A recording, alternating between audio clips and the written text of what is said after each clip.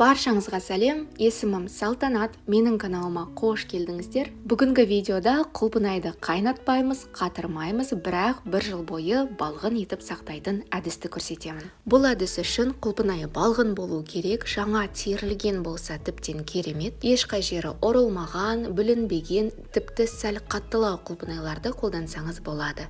Құлпынайды ағын суға жақсылап жуып, сабағынан ажыратып, орташа бөліктерге майдалап тураймыз.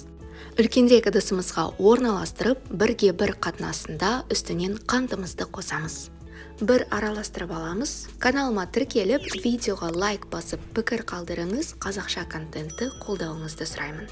Бетін жауып, жарты сағатқа қалдырамыз. Осы уақытта банкілерімізді ас содасымен мұқият жуып, стерилдеп аламыз. Маған осылай манты қазанға қойып, залалсыздандырған ыңғайлы. Осы уақытта құлпынайдың суы бөлінді, қантымыз жартылай еріді.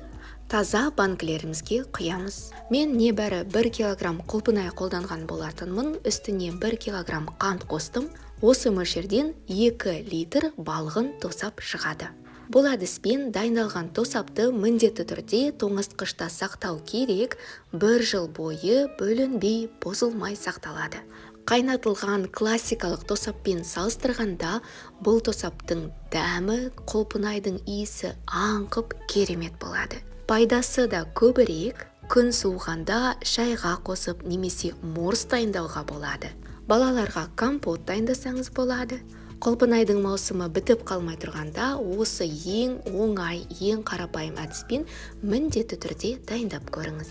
Тосабымыздың үстінен 1 ас қасық қантымызды қосамыз. Банкамыздың қақпағын әдеттегідей суға қайнатып, стерилдеп аламыз, бұрап жабамыз.